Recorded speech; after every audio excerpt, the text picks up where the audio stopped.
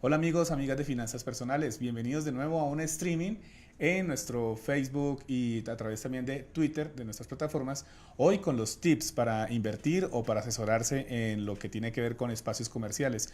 Cuando uno tiene necesidad de poner un negocio o está expandiendo la empresa, una oficina, para eso queremos presentar a nuestro invitado de hoy. Él es Roberto Cáceres, él es el gerente general de Colliers International Colombia. Y Roberto, bienvenido, muchísimas gracias por estar con nosotros. Muchas gracias, Francisco, es un gusto estar aquí en Semana. Es para nosotros realmente la razón de ser de nuestro negocio, colaborarle a Colombia en entender un poco este mercado tan complejo que es el corporativo y en general el mercado comercial e inmobiliario. Gracias, Roberto. Y lo trajimos acá porque usted es una persona que conoce mucho del tema inmobiliario. Tengo entendido que usted empezó con un negocio internacional, perdón, un negocio familiar y luego se volvió una firma internacional. Cuéntenos cómo fue eso. Sí, señor, muchas gracias. Básicamente yo me vinculo al negocio que fundaron mis padres hace ya más de 60 años, en un negocio inmobiliario, el de las primeras inmobiliarias del norte de Bogotá. Empezamos haciendo negocios inmobiliarios tradicionales, luego nos dedicamos un poco a la construcción y recibimos el golpe tan fuerte que tuvo el negocio inmobiliario en el 98. Luego nos recuperamos y por esos años recibimos la invitación de una multinacional de servicios inmobiliarios corporativos, algo nuevo para el país en ese momento, entender un poco que era una línea de negocio especializada al respecto del negocio inmobiliario, más allá de la transacción, y ir un poco al mundo corporativo, a las grandes empresas, los grandes requerimientos, los grandes proyectos, y no solamente por el tamaño, sino por el tamaño de los clientes. Empezamos a trabajar con esa especialización muy orientado a la información del mercado y transacciones de alta complejidad. Déjeme saludar, Roberto, a nuestros primeros usuarios que se están conectando, bueno, lectores y fans de Finanzas Personales, a Rocío Alozano, quien nos saluda, a Jessica Vanessa Cardona Ríos y Edwin Moreno Castillo. Fuera de micrófonos hablábamos con Roberto de un tema que no es lo mismo un espacio comercial o arrendar, por ejemplo, una vivienda, una casa, un apartamento. ¿Cuáles son las diferencias y por qué podemos hablar como de esos segmentos así? Empieza esto a segmentarse, a ser más específico, Roberto. Sí, señor.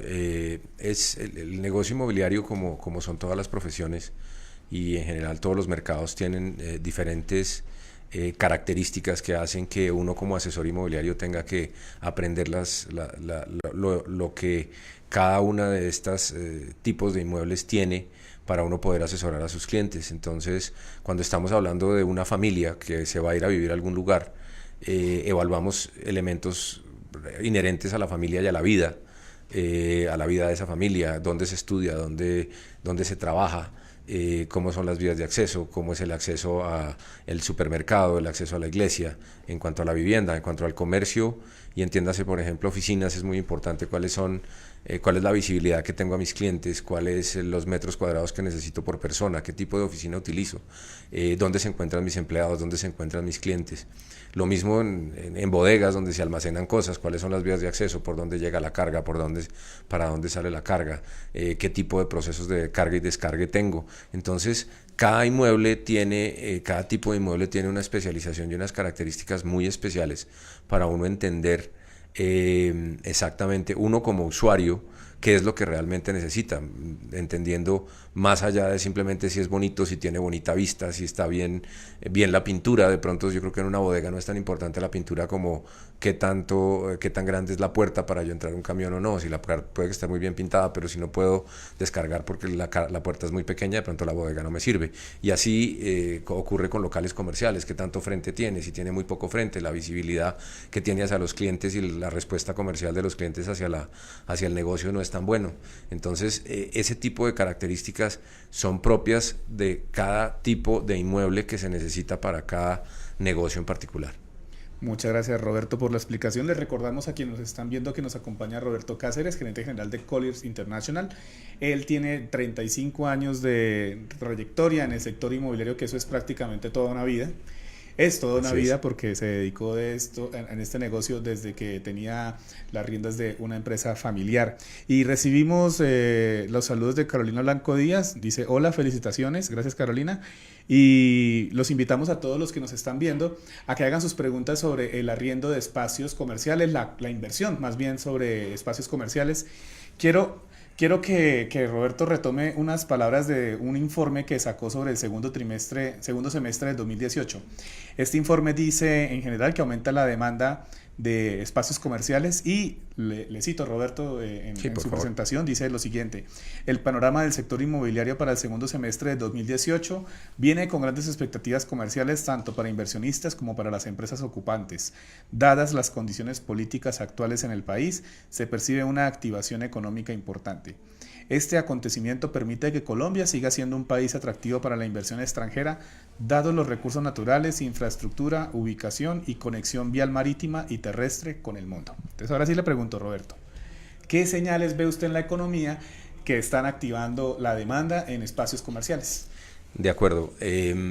Yo creo fue claro que en el primer semestre la incertidumbre, independientemente de cuáles fueran los partidos que en ese momento se encontraban en una contienda política, cualquier incertidumbre en un negocio como el inmobiliario, que claramente es a largo plazo y muy sensible a los temas tributarios y a las diferentes medidas que toma el gobierno al respecto de del negocio per se, puede afectar el desempeño de las inversiones.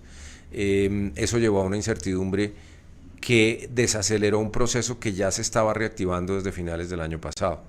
Grandes inversiones, medianas inversiones y hasta pequeñas inversiones se pusieron un poco en pausa mientras que se definía para dónde o cuál iba a ser la tendencia política que iba a agarrar el país después de elecciones.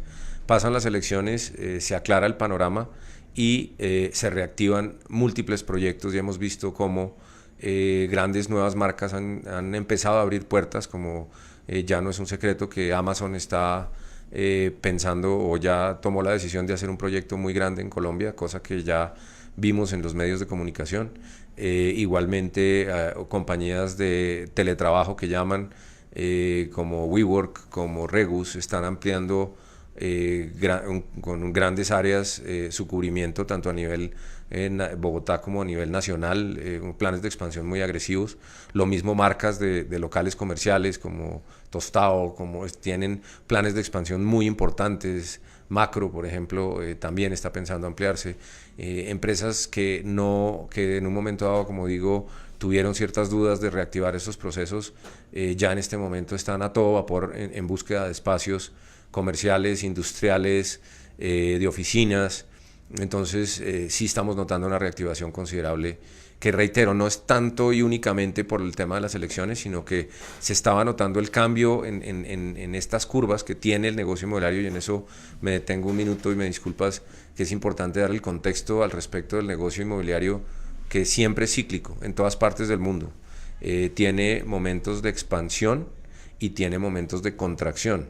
Es decir, hay momentos en que hay oferta alta y los precios tienden a bajar y la demanda tiende a bajar, y hay otros momentos en que la oferta baja, la demanda aumenta y los precios aumentan. Eso es un proceso cíclico permanente.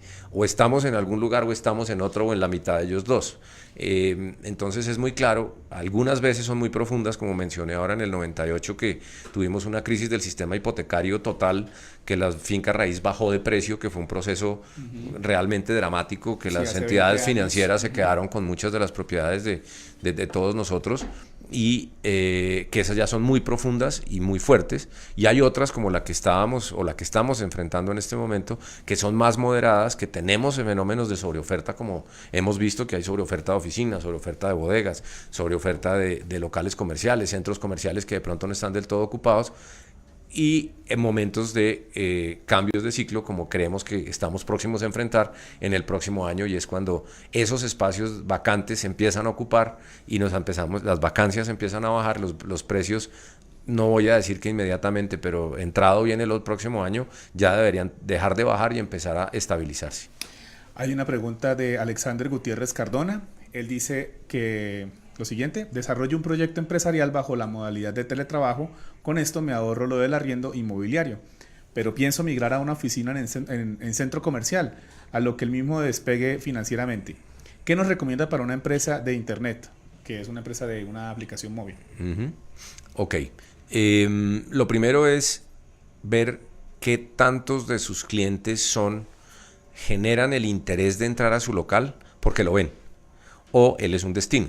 Digamos que cuando uno define si va a tener local u oficina, porque esa es una diferencia. Locales donde yo tengo un frente con un letrero y la gente entra, o voy a tener una oficina porque mi forma de mercadear mi producto es diferente a que me ven y entran, sino que hago citas o hago visitas y llegan a reuniones conmigo, o es que me ven y yo entro. Si es importante donde estoy ubicado, es fundamental ver qué estrato de clientes son los míos. Si es un estrato alto, tengo que estar ubicado en un centro comercial que esté en un perímetro de estrato alto. Si es un estrato medio, pues lo mismo. Y hay centros comerciales en todos los estratos. Hay centros comerciales desde el estrato 1 o 2 hasta el estrato 6. Entonces yo tengo que evaluar quiénes son mis clientes y cuál es el objetivo de mi local. Si el objetivo de mi local es tener un sitio en el cual yo voy a recibir los clientes que atraje a través de otros medios, televisión, radio, volanteo, visitas, entonces de pronto redes sociales, de pronto no necesito estar, porque un local comercial me va a valer mucho más que una oficina. Mucho más, doble puede llegar a valer, o el triple, según la ubicación. Entonces, yo diría, si los clientes suyos lo visitan por otros medios diferentes a hacer un tema impulsivo, yo me quedaría en una oficina. Sí, en el barrio cercano al estrato en el que mis clientes están. Si por el contrario yo quiero generar un interés cuando vean mi letrero y digan, uy, necesito arreglar mi celular y entran, entonces de nuevo miro ese centro comercial en qué estrato está y me ubico en el centro comercial del estrato donde están mis clientes. Alexander sigue activo, continúa con sus Perfecto. dudas, dice qué costo tiene un arriendo de oficina en la ciudad de Medellín en la actualidad y qué factores tener en cuenta a la hora de buscar espacios comerciales. Muy bien. Bueno, en la ciudad de Medellín, al igual que en las otras ciudades, hay diferentes tipos de oficina. Las oficinas, particularmente en la empresa en la que yo trabajo, Colliers International, tiene una tipificación que va A+, siendo las oficinas de última generación, de grandes, digamos, aditamentos tecnológicos, pisos muy grandes con fachadas especiales y sistemas de seguridad muy complejos, son los A+, y esos bajan a, dependiendo ya un menor nivel o un poco más de años de construido, hasta, digamos, las tipo B o tipo C, que son edificios ya más antiguos, sin tantos aditamentos tecnológicos. Yo diría que el rango en Medellín puede estar entre los 25.000 hasta los 45 y 50.000 pesos por metro en los edificios de última generación. Eso estoy hablando de precios de lo que nosotros llamamos lo que uno le piden cuando uno pregunta cuánto vale. Los precios de negociación, dada la oferta tan importante que hay, Medellín ha disminuido un poco, pero sigue habiendo una oferta importante. Yo creo que podemos estar hablando de precios de cierre ya una vez negociado entre los 42 y los 45.000 pesos el metro cuadrado en los edificios de altas especificaciones, y de ahí nos podemos mover, yo creo, 10.000 pesos hacia abajo según cada tipo. Entonces yo pensaría de 50 y de 45 nos movemos a 35, a 25, hasta ahí yo diría que puedan estarse moviendo los rangos de oficinas dependiendo de las características, del piso. Bueno, hay muchos elementos más, pero en términos generales esa sería la respuesta. Muy bien, 41 personas se están conectando en vivo. Uy. Y sigue preguntándonos Alexander Gutiérrez cómo se mueve el mercado de los remates inmobiliarios de oficinas comerciales y cómo saber cuándo se presenta una oportunidad de compra. Ok. Es importante, digamos que remates hay de diferentes características. Particularmente en Colliers nosotros hemos llegado a hacer remates cuando las características de un inmueble son demasiado buenas. Entonces nos pasó con algunos lotes de muy buenas características en su momento en el norte de Bogotá, de apartamentos de estrato alto, también para desarrollo de grandes proyectos inmobiliarios, y cuando hay mucha competencia entre los grandes compradores o muchas personas interesadas, hacemos unas subastas al mejor postor o concursos de oferta en sobre cerrado. Ese es un tipo de subasta. Hay otras que son las que hacen los juzgados, que tienen una reglamentación propia y no me voy a detener mucho en ella, en la que usualmente eso se publica en diario oficial y invitan a los diferentes inversionistas a participar en ello. Hay gente especializada, inversionistas especializados en ese tipo de mercados. La verdad no lo conozco lo suficiente para hacer una recomendación seria al respecto, pero pues ahí pueden presentarse oportunidades. Otras donde pueden existir oportunidades, y no es un secreto para nadie, es que los bancos en algunos casos reciben en dación en pago inmuebles que por alguna u otra razón fueron garantía de algún crédito y el crédito no se pudo cumplir por el usuario del crédito, y tienen portafolios de inmuebles recibidos en dación en pago, y el interés de ellos es hacer una transacción rápida, sin querer decir que les castiguen demasiado el precio, pero ahí se presentan oportunidades interesantes. Los bancos ya menos, porque hace 5 o 10 años había muchos inmuebles dentro de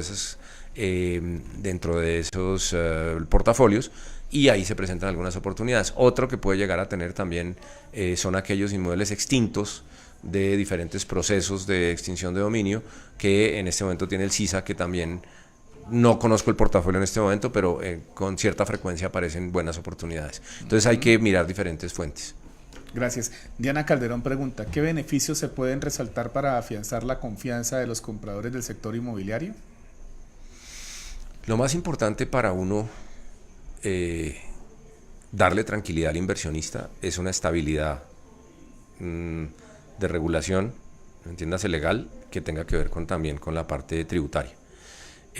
Un IVA a los arriendos es algo que le pega al negocio y le genera incertidumbre. Un aumento en el impuesto catastral. Entonces, este tipo de movimientos, lo primero que hay que entender es que si yo soy inversionista inmobiliario, tengo que pensar en que mi inversión es a largo plazo.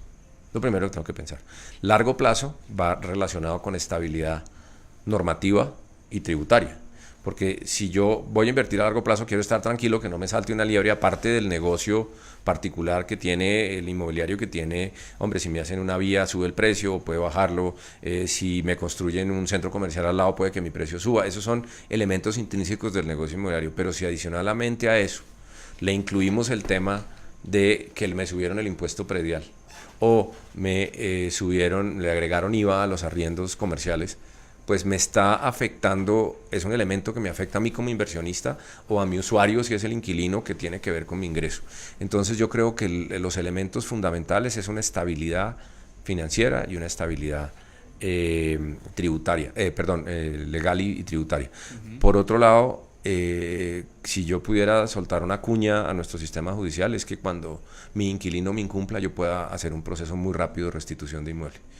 Porque la demora sí solamente tiende a afectar al propietario. Va una pregunta de Giovanni Roncancio. ¿Qué beneficios tiene el arrendar un local a través de una póliza individual o una compañía inmobiliaria? Muy buena pregunta. Pues viniendo de un inmobiliario, lógicamente mi posición es hombre, siempre cuenten con una inmobiliaria. La póliza efectivamente nos cubre en el evento en que un inquilino nos falle en el pago del arrendamiento. Sin embargo, eso no me excluye de otra serie de problemas, que por ejemplo me devuelvan el inmueble en mal estado, que por ejemplo hay algunas pólizas que no nos cubren, y no estoy diciendo todas, pero algunas solamente cubren hasta cierto momento del contrato y después no, y sabemos que un proceso de restitución manejado por un abogado que especialista en este tipo de cosas, y no voy a hablar ni bien ni mal de ellos, pero que sepa dilatar un proceso, puede demorar hasta 3 años, en donde yo voy a no recibir canon y de pronto termino agradeciendo que me volvieron el inmueble, así no me pagaron. Entonces la póliza me cubre hasta cierto momento. Las inmobiliarias tienen la ventaja de que el negocio está muy bien sustentado jurídicamente, los inventarios de entrega, las reparaciones, el tipo de clientes, no tengo que preocuparme por estar mostrando mi inmueble, el riesgo de que me muestren mi inmueble, mostrando mi inmueble, de pronto se me entren los ladrones, porque puedo estar... Entonces digamos que hay una serie de servicios por inmobiliarias que presten buena calidad de servicio, que realmente amerita el valor agregado que dan al negocio inmobiliario. Bien. Roberto, esta pregunta es mía. Yo quisiera saber cómo se proyecta la inversión en finca raíz de espacios comerciales, mirando un poco lo que queda del 2018 hacia el 2019. Hay oportunidades también de invertir como persona natural en este tipo de espacios, hay fondos inmobiliarios y ese tipo de cosas. ¿Uno cómo puede participar ahí? Si hay rentabilidad, cuáles son los riesgos que uno puede tomar, y pues porque se cree que en finca raíz pues es una inversión de renta fija, o sea, como para darle tranquilidad a uno, pero sin embargo también en cualquier tipo de negocio hay riesgo. Sí. Lógicamente invertir en un CDT, el riesgo es mínimo y la rentabilidad es muy baja. Digamos que siempre se ha hablado que el riesgo moderado, el negocio de riesgo moderado y de rentabilidad moderada es la finca raíz, dadas las características que tiene. Yo mencionaba pues que si es un inmueble que yo lo tengo para alquilar y me lo desocupan, pues es un riesgo que tengo, es buscar otro inquilino. Entonces, digamos que respondiendo a la pregunta por partes, lo primero es, yo creo que se vislumbra un buen año, el próximo año. Como mencionaba, hay elementos que están trayendo y dentro de nuestro análisis en las proyecciones nos llevó a modificar las proyecciones que teníamos.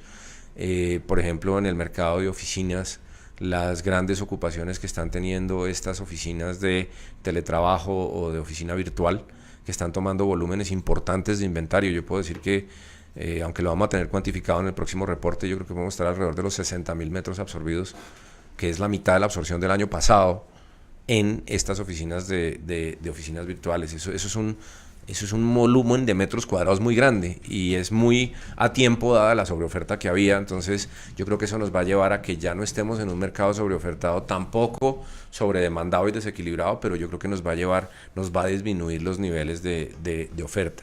Eso por el lado de las oficinas.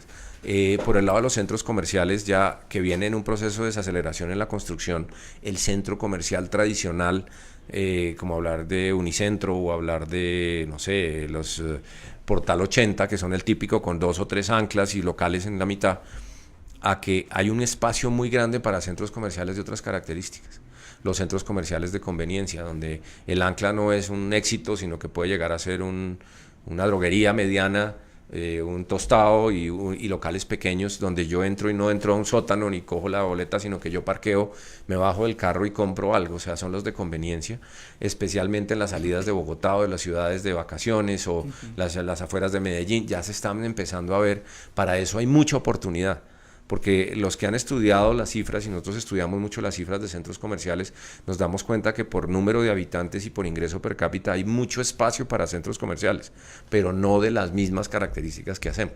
Esos están sobreofertados, el Unicentro, el Andino, el Portal 80, estos centros comerciales ya está cubierta la demanda necesaria, pero para otro tipo de comercios, que son más a otra escala, los especializados, un comercio de 7 restaurantes, 8 restaurantes, ya estamos viendo en Medellín algunos de ellos, donde uno llega y encuentra varias marcas de restaurantes en donde la gente llega y puede escoger en una sola plazoleta, decir algo, una plazoleta de comidas, pero hecha centro comercial.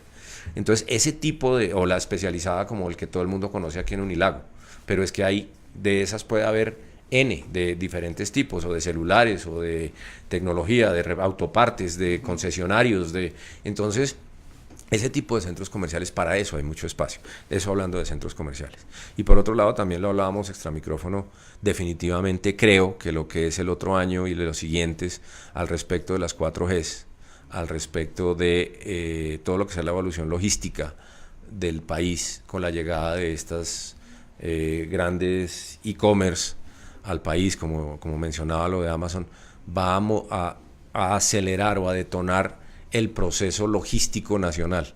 Eso no solamente implica más camiones, eso implica más bodegas, más parques industriales, más centros de consolidación de carga, más, no sé ni si necesariamente zonas francas, porque la oferta ya es bastante generosa, pero puertos. Esto definitivamente va a reactivar el mundo logístico o el país logístico colombiano, que es fundamental que logremos hacer las 4Gs, porque si no las hacemos nos quedamos con una cantidad de ganas, o con una cantidad quedamos con corazón, con hígado, pero sin venas, y eso sí sería gravísimo. Y tengo una pregunta de Javier Murcia. Primero quiero saludar a Pablo Enrique Cusba y Luis Enrique Jiménez, que ahí nos mandaron sus likes, muchas gracias. Dice Javier, buenas tardes, con el tema de la crisis en Turquía y Argentina, ¿creen que puede haber una afectación negativa o por el contrario positiva para Colombia? Hablemos del inmobiliario. Sí, pero digamos que no estamos ajenos a lo que pueda llegar a ocurrir, y yo diría que va a tener una relación directa con lo que ocurra con el valor del dólar. El precio del dólar tiene una relación directa con el costo de construcción. El costo de construcción nuestro, inclusive en vivienda de interés prioritario, a lo comercial, a todos los sectores, tiene un componente muy importante de lo que es importado. Entonces, en la medida que el dólar suba, los costos de construcción suben.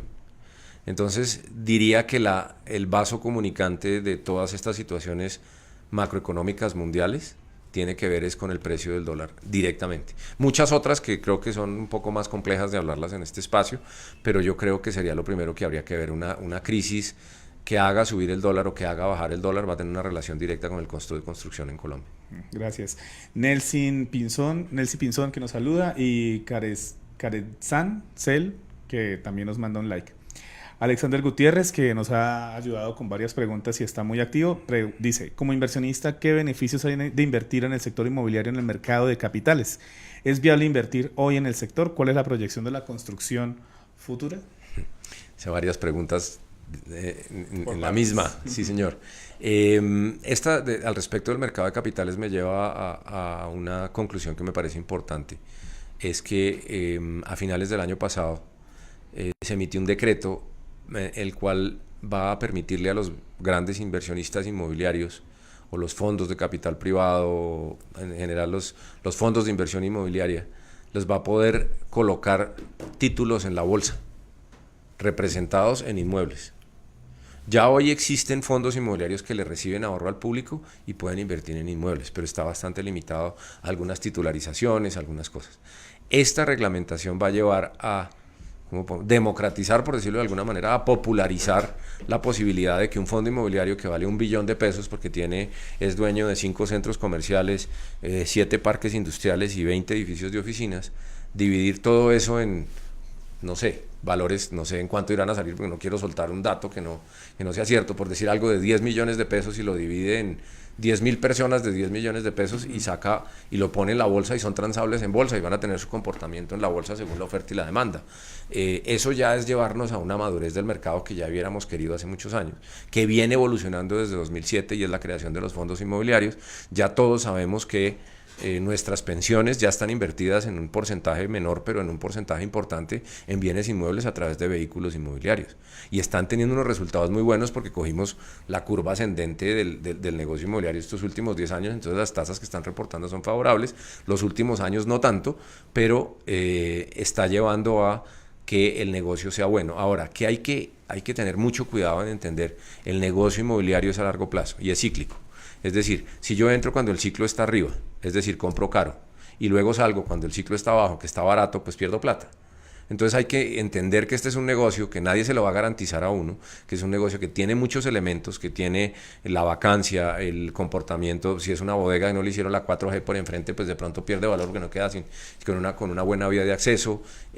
Hay una cantidad de elementos relacionados con la finca raíz que hace que el nivel de riesgo sea más alto, pero si yo me valgo de una opinión experta, si hago un muy buen estudio de dónde invierto y entiendo que es a largo plazo y que de pronto que en esta parte del ciclo no es bueno vender, sino que me tengo que esperar 4 o 5 años para vender, y estoy hablando de cualquier tipo de inmueble, desde mi apartamento hasta la bodega de los 10.000 metros, hasta el edificio de oficinas de 20.000 metros, tengo que saber en qué momento compro y en qué momento vendo. Siempre va a haber un momento en el cual yo pueda vender lo que yo compré, salvo que sea de una condición extraordinaria, en el cual me voy a tener una buena rentabilidad. Siempre tenemos que esperar ese momento. A veces pueden ser 5 o 10 años. Javier Murcia nos dice lo siguiente: ¿existe una reglamentación para el coworking donde una empresa alquila un espacio desde horas hasta días a otras empresas para aprovechar los espacios?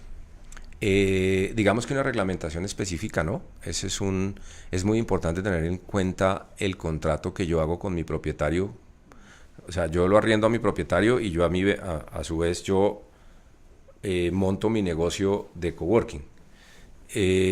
Esto no es un subarriendo. Ahora, no soy abogado ni esto es una consulta jurídica, pero no es un subarriendo. Yo lo que presto es un servicio. Es igual que un hotel. En un hotel no se subarriendan los espacios, las habitaciones. En un hotel se presta un servicio de alojamiento. Es lo mismo, este es un alojamiento pero de día. Entonces, no existe una reglamentación especial. Simplemente es un contrato de arriendo tradicional. No sé si más adelante, dado el auge que han tenido los coworking en este momento, salga una legislación específica en cuanto a seguridad, en cuanto yo no sé, pero en este momento no existe una reglamentación especial. Roberto, hay un tema que quisiera como aclarar en cuanto a la gente, y es, bueno, yo tengo un dinero, me recomienda, por ejemplo, que comprar un espacio comercial como un local que esté como dando a la calle, o mejor analizar una inversión en un centro comercial. Ahí a la persona natural, ¿qué se le puede decir en cuanto si es mejor comprar ese espacio o alquilarlo, o sea, no sé, otro tipo de alternativa. Yo creo, y es una recomendación que le hacemos a nuestros clientes en Colliers, es que primero tenemos que diferenciar mi negocio del negocio inmobiliario. Cuando yo compro un local para operar mi negocio, yo estoy actuando con dos cachuchas, por decirlo de alguna manera. Una de inversionista inmobiliario y otra de mi negocio. Entonces, en ningún momento mi inmueble debe financiar mi negocio porque me estoy diciendo mentiras en uno de los dos negocios. O si no le pago arriendo a mi yo inversionista, le estoy diciendo mentiras a mi negocio porque lo estoy subsidiando. Para traer el ejemplo del señor de celulares. Si mi negocio no me da para pagar el arriendo, quiere decir que mi negocio no es lo suficientemente rentable como si yo lo pusiera con otro que sea similar. No sé si me explico. Yo tengo que tener la capacidad de pagar el arriendo. ¿Por qué? Porque mi inmueble, yo como inversionista inmobiliario, tengo que recibir un arriendo. Porque yo, si no, estaría metiendo mi plata en un inmueble y no recibiendo lo que recibiría si no me lo alquilo a mí mismo, ¿sí? Por otro lado, tenemos mi negocio de celulares, el cual tiene que producirme una rentabilidad suficiente para poder pagar un sitio donde operar. Entonces, tengo que tener el equilibrio de las dos cosas. Entiéndase desde un local comercial para cualquier negocio hasta un edificio de oficinas. Así sea mío. Porque el negocio inmobiliario de inversionista inmobiliario es uno y el negocio, cualquiera que sea como negocio, es otro. Seguimos con una duda de Giovanni Roncancio. Dice lo siguiente: no se ven luces en materia de legislación inmobiliaria en Colombia, aparte de la función de la Lonja de Propiedad Raíz de Bogotá, que se ha vuelto un club y no un regulador real. ¿Existe avance entre los inmobiliarios para mejorar aspectos en esta materia? Hombre, creo que desafortunadamente tengo que decirle que estoy muy alineado con, no al respecto de la opinión de la Lonja, pero al respecto de que nosotros como inmobiliarios nos ha faltado fuerza. Nos ha faltado fuerza para poder levantar la mano cuando nos ponen IVA en los inmuebles comerciales, sino simplemente pusieron el IVA a punto. Nadie protestó. Yo creo que aquí la ANDI, la FASECOLDA, tiene una posición muy fuerte en negociación y donde le pongan un IVA que le afecte en esa magnitud. No, simplemente no. Como inmobiliarios no tuvimos la fuerza. No hemos tenido la convocatoria. Yo soy miembro de la Lonja de Propiedad Raíz, a mucho honor y de hace muchos años, pero sí creo que nos falta aglutinar, porque han surgido otras. ¿Se viene el IVA para los arriendos? En comercio ya. Sí, dicen, por lo menos en comercio ya está. Sí. Parece que están evaluando para vivienda también. Entonces, eso es algo que nosotros, algo tendremos que hacer, por lo menos que nos quiten un punto, por lo menos que hagamos algo. Y nosotros como inmobiliarios, además, yo creo que parte de un problema básico, y es que para ser inmobiliario, de servicios inmobiliarios, o para ser un corredor inmobiliario no se necesita nada en este país. O sea, yo puedo dar la plata para mandar a hacer una tarjeta, yo hoy puedo amanecer corredor inmobiliario. Y resulta que los corredores inmobiliarios manejamos tal vez el bien más preciado de todos los colombianos, que es su vivienda. Yo creo que el 50% que los colombianos tienen vivienda propia, para ellos por lo menos el 40% es el bien más valioso que tiene. Y cuando lo va a vender se lo puede llegar a entregar a una persona que se dice ser inmobiliario, que no ha estudiado nada para ser inmobiliario. De pronto ese día, o porque tiene buenas relaciones, amaneció siendo inmobiliario. Entonces, en la Lonja sí se vienen haciendo esfuerzos importantes por hacer procesos de capacitación, pero no ha habido un intento de licenciamiento para decir, venga, pase este examen y sepa qué es una hipoteca, sepa cuánto se pactan de arras, sepa qué es un seguro de arrendamiento, qué tiene que hacer para usted recomendarle a un propietario si escoge a un inquilino u otro, cómo se hace un estudio de perfil del inquilino. Eso realmente no lo... Hay excelentes inmobiliarios empíricos, maravillosos. No estoy diciendo ni mucho menos que alguien que no esté en una empresa no lo sea. Hay unos que nos pueden dar clases a todos, pero tampoco, así como hay empresas muy bien, digamos, constituidas, que tienen corredores inmobiliarios que no tienen la preparación. Aquí es un tema de general, empezando por mí, que yo quisiera ir a hacer un curso y sacar mi licencia, como se hace en muchos países del mundo. Entonces, cuando yo ya tengo una licencia de corredor inmobiliario, y yo firmo un contrato con un propietario en el cual me lo consigna a mí en exclusiva, yo tengo la obligación de presentárselo a todo el mundo. No está el problema que yo llamo a una inmobiliaria diciendo, oiga, le tengo un cliente para su inmueble, yo inmobiliario, y me dicen, yo no hago negocios con inmobiliarias. Eso es gravísimo porque nos está pasando que priman los intereses de la inmobiliaria sobre qué tal que ese sea un gran inquilino el que yo le estoy presentando y él se lo está ocultando solamente por sus intereses propios, el otro inmobiliario. ¿Y puede pasar, ustedes han detectado algún tipo de fraude en arriendos y en inversión en espacios comerciales y cómo protegerse de ese tipo de personas inescrupulosas Sí. que se hacen pasar por vendedores o compradores pero para poder sacarle plata a las personas? Más que estafa, nosotros particular, pues todos hemos sido testigos en la prensa de lo que ha pasado, invasiones y demás. Particularmente nosotros hemos tenido la suerte que no nos han buscado para eso, pero lo que sí nos ha ocurrido es algunas personas inmobiliarias que confunden los intereses propios con los intereses de su cliente. Entonces dicen, cobran sobreprecio y se quedan con la diferencia, o dicen no le digamos al propietario que realmente estamos vendiendo en tanto y nos dividimos la ganancia. Ese tipo de cosas donde se confunden o yo no le voy a presentar a ese cliente porque yo me quiero ganar la totalidad de la comisión. Ese tipo de cosas sí con cierta frecuencia.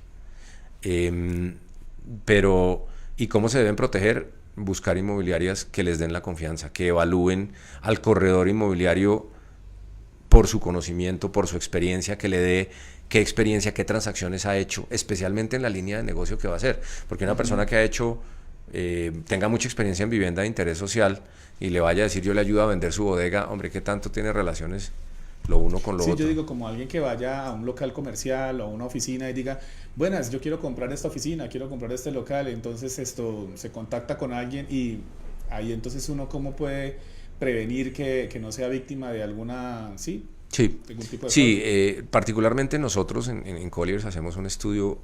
Ya cuando existe un interés le pedimos una propuesta por escrito y esa es una recomendación que le hago a los oyentes es, hombre, este es un negocio muy serio para que, oiga, le voy a comprar, le voy a vender y hablamos y no, una propuesta formal por escrito. Y ya existen muchos medios por los cuales yo puedo evaluar el perfil, por lo menos si están listas de algo.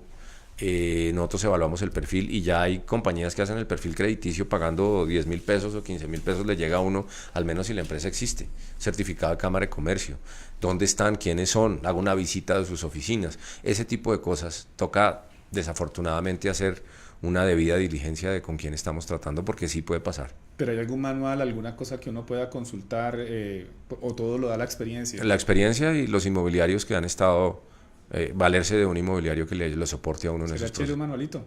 Sí, es cierto.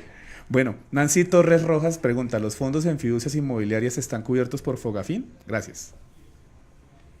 Las fiduciarias, que son las administradoras de los fondos inmobiliarios, sí, así es. Muy bien. Explíqueme un poco la figura de los derechos fiduciarios, Roberto, que este tipo de alternativa ha figurado, ha estado algunos años, pero pues ahí qué tan recomendable es, seguro es, ¿qué hay que tener en cuenta? Sí. Primero, el negocio fiduciario es un negocio que le da mucha transparencia y mucha tranquilidad al negocio inmobiliario. ¿Qué pasa?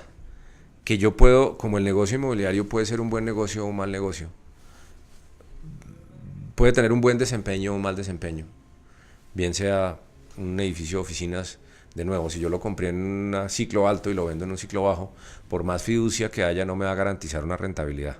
Me va a garantizar una transparencia en el manejo de los fondos, me va a garantizar una transparencia en la destinación de los fondos y me va a garantizar que la plata se reparte o se cumplen los mandatos que se hicieron. Pero nunca le van a garantizar a usted que se va a ganar una plata. Por más fiducia que haya, por más superintendencia financiera que lo vigile, por más Fogafín que esté, porque los fideicomisos pueden ganar o pueden perder plata. Es como una empresa, pero administrada por un tercero. Entonces, efectivamente le da transparencia, pero yo tengo que ver en un fideicomiso quién es el fideicomitente. Si es un fideicomiso que lo maneja un buen constructor, es un fideicomiso que los fideicomitentes son unos buenos constructores, es un buen lote, es un buen inmueble, pues seguramente me va a ir bien. Pero en un fideicomiso también puede haber gente que no tenga experiencia y que no compró un buen lote. Porque es que, bueno, obviamente hay fiduciarias que filtran sus negocios, pero no necesariamente una fiduciaria le va a garantizar un resultado. Le va a garantizar que las obligaciones de las diferentes partes se cumplan, pero no necesariamente un resultado. Muy bien. Alexander Gutiérrez dice, en este tema de las construcciones, ¿qué proyecciones hay en cuanto al arrendamiento de apartamentos cerca del centro de las ciudades para ejecutivos, estudiantes y hotelería? Digamos que las perspectivas de este tipo de nuevos productos es en la medida en que no se cubra la demanda insatisfecha porque existe, como es el de los estudiantes, como es vivienda en el centro, yo creo que sigue teniendo un desempeño bueno. Hay que tener mucho cuidado porque estos mercados se cubren rápido y de pronto nos vemos en un proceso de sobreoferta. Hay que aprovechar las oportunidades, evaluar cómo están los mercados, ver las tendencias, y cuando ya estamos viendo demasiada actividad alrededor de uno de estos productos novedosos, por decirlo de alguna manera, de pronto ya no es el momento para invertir. Ok. Aclárenos esta duda. Hola, ¿Colliers es franquicia? Nos pregunta una persona. No es franquicia, somos una sociedad anónima colombiana con capital extranjero, particularmente mexicano, que a su vez es de una propiedad canadiense que cotiza en Nasdaq, en bolsa americana. Gracias, Roberto. Nos preguntan, ¿el hecho que una inmobiliaria esté o no afiliada a la lonja de propiedad raíz puede afectar la percepción o confianza de un cliente para la administración o negociación de cualquier inmueble? ¿Es un requisito necesario para depositar un inmueble? No es un requisito necesario, no es una obligación, no es un mandato de ley. Es una sugerencia que yo haría. Si no es miembro de la lonja de propiedad raíz, miraría cuál es la experiencia, porque eso ya lo hace la lonja para admitir a un socio, para admitir a un afiliado. Es ver su experiencia, ver que efectivamente, entonces pues ser miembro de lonja ya le da a uno la tranquilidad de que hicieron un filtro. Sin embargo, miembros de la lonja, hay muchas más inmobiliarias que miembros de lonja, y muy serias y muy profesionales.